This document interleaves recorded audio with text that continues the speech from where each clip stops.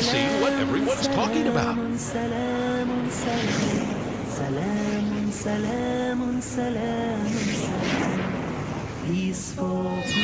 Bismillah, alhamdulillah, assalamu alaikum, peace be unto you. Welcome to another episode of The Deen Show.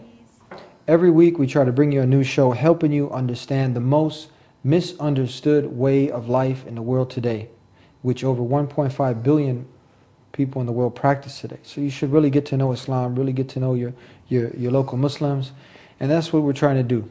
We're trying to help you build a better understanding, so that's how we can build tolerance within each other, and that's how we can strive to get to that peace that we're all looking for. So today we're going to be talking to a former Christian youth minister who's on the Deen Show. He's been with us many times before, so stay tuned and we'll be right back with Yusha Evans talking about dawah to atheists, dialogue with an atheist. We'll be right back on the Deen Show.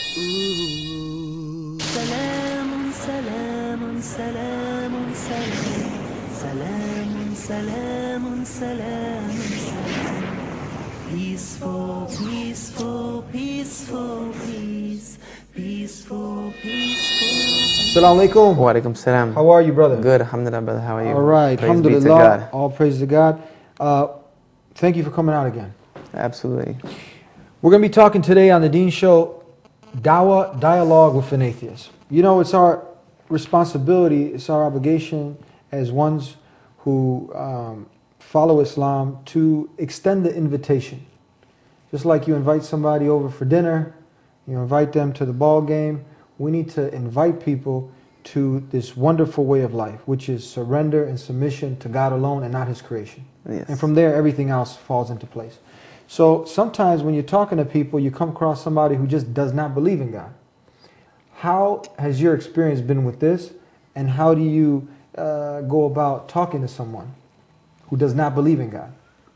Well, most people, there's different forms of atheism and agnostics and things of this nature.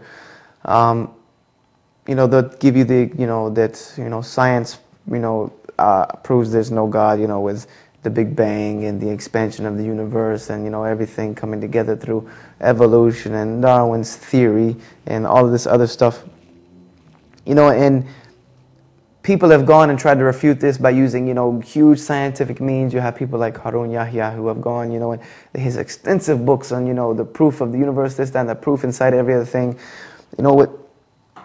Basically, if you can break an atheist to a point down to just look around you, look around you at this beautiful universe. It runs in constant harmony.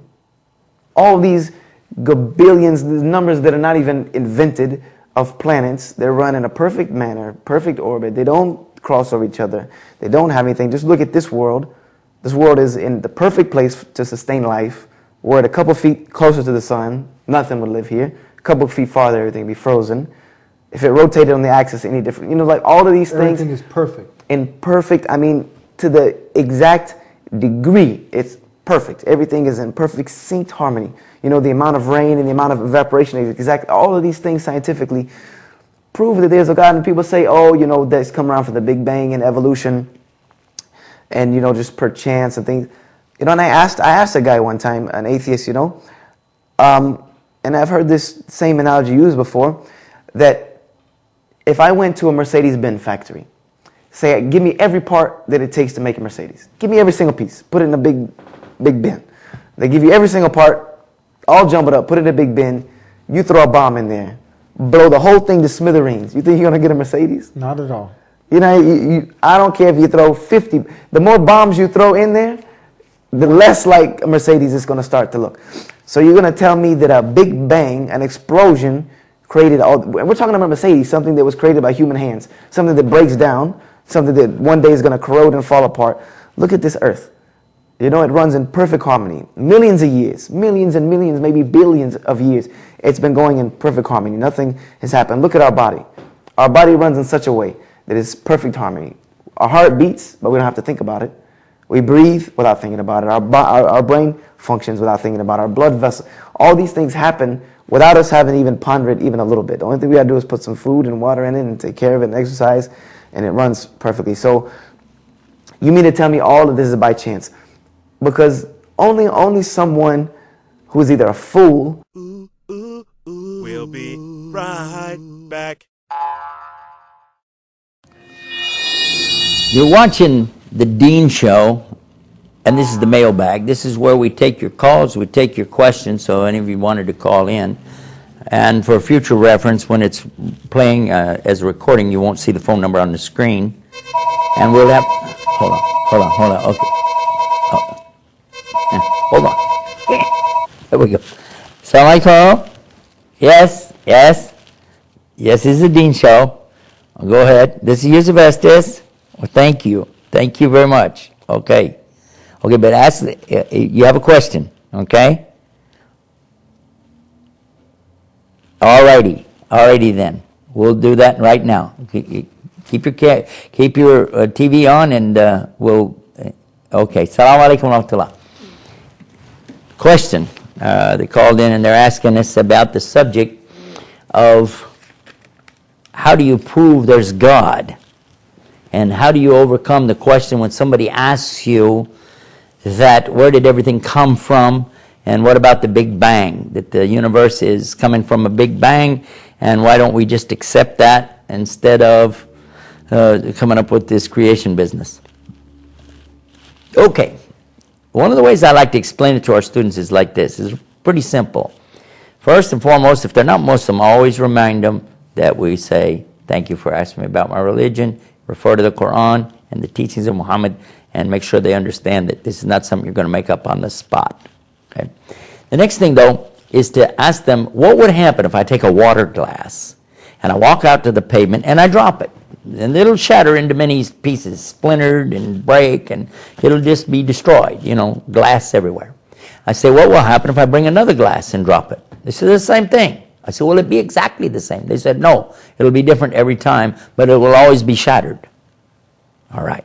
Now, another thing, when you talk about something just blowing up, we talk about that there was a mass that just blew up and everything came out of that. Just a big bang is what they refer to, a big bang, a blowing up. Now, we know full well about things blowing up. In fact, they are attributing all the blowings up to the Muslims in the world, aren't they? But consider this. Well, if you've seen it, and I've seen it on television, it's a horrible thing. It's never beautiful, is it? Is it? No, the only thing that comes out of explosions is chaos. When there is this random blowing up or the random dropping of this glass on the pavement, you'll get mess. You don't ever get order. You don't have order that comes out of chaos. Never, ever. It doesn't happen that way. So how would it be if a tornado went through a junkyard, a salvage yard, and picked all this metal up, the cars and old refrigerators, and threw them up into the air, spun them around, and then suddenly dropped them down, and it turns out that all of it was compacted together and made a brand new Mercedes with the motor running. A brand new automobile and the motor running. Would you accept that? You said, this is crazy.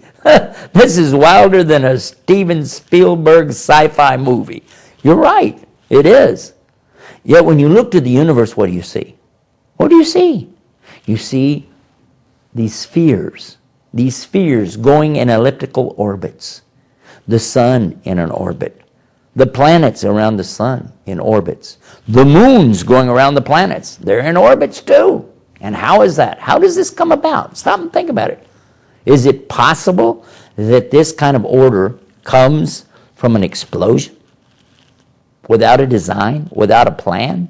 And when you look to the microscope, you look at these molecules, and you know these also are what? These are round orbs.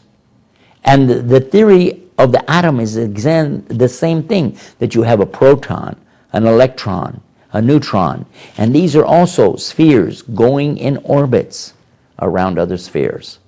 So what we find under the microscope, we find in the telescope as well. And who is it that designed this? How is this plan all coming together? And a molecule of protein could not be produced by accident if you took all the elements in the universe and slammed them together for billions and billions and billions of times. They would never, ever form the first molecule of protein. And protein is the essence of life itself. We know that all life